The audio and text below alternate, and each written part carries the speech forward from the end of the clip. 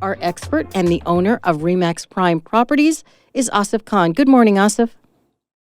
Good morning, Tina. Now, Asif, you wanted to start today's show with a discussion about mortgage fraud. Yeah, and you know what? Over the last few weeks, it's kind of taken the forefront, and a lot of stories have come out about realtors facilitating mortgage fraud, along with mortgage brokers that help clients or buyers qualify for mortgages that they should not qualify for. And it's something that needs to be stopped. It's something that both the financial industry and the real estate industry need to take seriously and get out of our industries. Okay, so describe what happens in these cases. So in particular, in these cases, what's happened is people have approached a realtor. They have jointly discovered that they may not qualify for a mortgage to purchase the house that they would like to.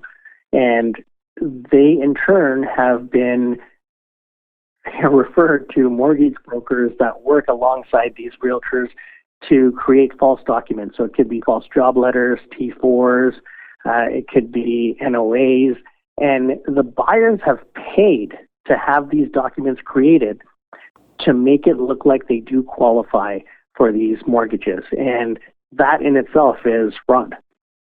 So how exactly was this caught? There were a few reports of real estate agents that had been conducting this type of business. There was a hidden camera report done, and they went to these agents specifically, targeting them, made them aware that these people would not qualify for a mortgage. And pretty much in every instance, the realtor said, "Don't worry, we can take care of this. We have people that will do this. You have to pay them X amount in order to get qualified for this purchase, and you'll be the owner of this home." And it was painted for the buyers to become victims in this. However, when you're paying for a service like that, when you're paying for a fraud, you can't be painted as a victim. And so who wins and who is the victim in these situations? It would be the banks, because I think the banks are not aware that these documents were created, or, in most situations, the bank underwriters are not aware that these are fraudulent documents. And if these people go in and they have no means of paying for this home, or interest rates rise like we've seen, and they can't pay for these homes, then the bank is out a lot of money, because now the bank has to recover that property and try to sell it to protect their best interest. So at the end of the day, the banks become the victims. The buyers, they'll lose their deposit or they'll lose their home, but they facilitated this by paying for this. And this does not reflect well on the real estate industry. It really doesn't. It really is a black mark across the industry, because this is, as a realtor, you're put in a position of trust, and you have to be able to guide buyers honestly.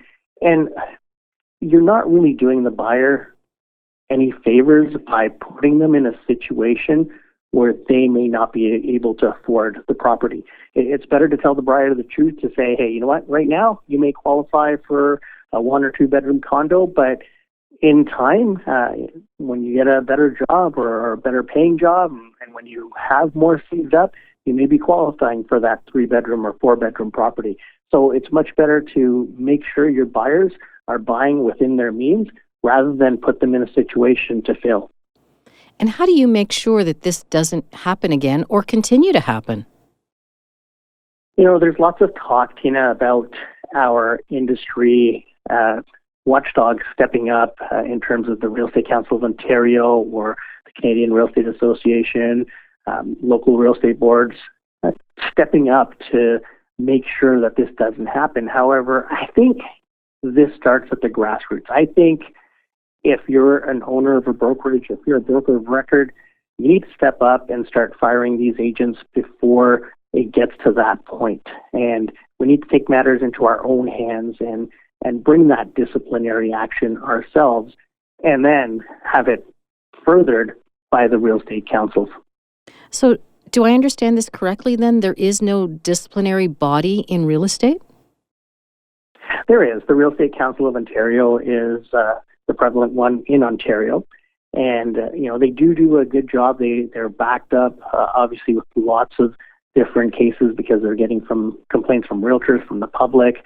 But before it even gets to them, I think if broker owners are firing agents that are, perceived to be committing this fraud, it takes them out of the game and that's the first step in protecting the public. After that, they can always provide the details to the Real Estate Council of Ontario. But at the same time, when fraud is prevalent in the industry as it was made out to be here, it's also a police case. This is fraud. This is a federal offense. And I think there's different levels that have to be involved working together to get this out of the industry. Do you think it's just too easy to get a real estate license?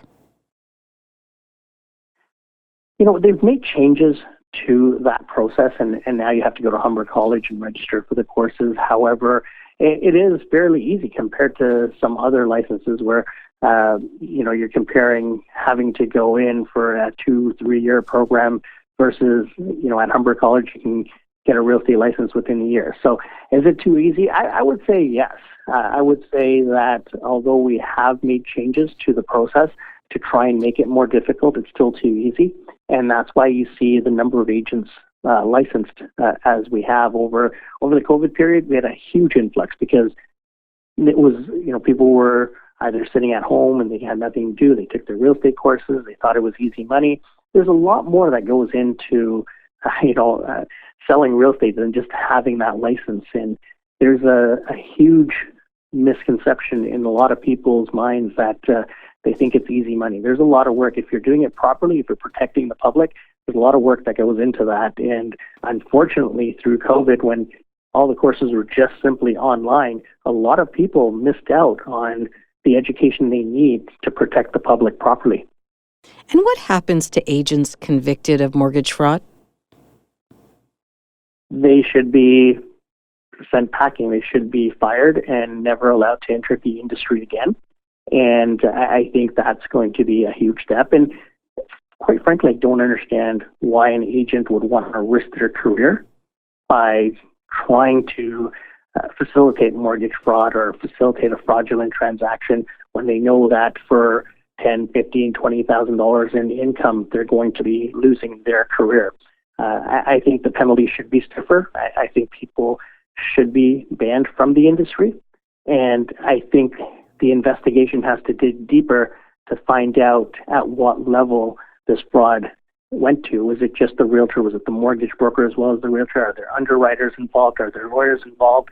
So I think there has to be an investigation put into place as to where this is coming from and where it's going. So is that what you see as sort of next steps for your industry? I really do. I think it's time for especially the broker owners and brokers of records at brokerages to step up and take matters into their own hands and eliminate the problem. If you have questions for On the Market, hit send anytime to info@1059theregion.com. But Asif, if our listeners prefer to contact you directly, how can they do that? They can call me at 416-985-5426. That's 416-985-CON. If you missed any part of our show, go to 1059theregion.com or wherever you get your favorite podcasts, including Apple Podcasts, Spotify, Google Podcasts, Amazon Music, and Audible. I'm Tina Cortez. Thank you for listening. Need to connect with Asif Khan from RE/MAX Prime Properties? Call him 416-985-KHAN. That's 416-985-5426 or email asif@thehomeshop.ca.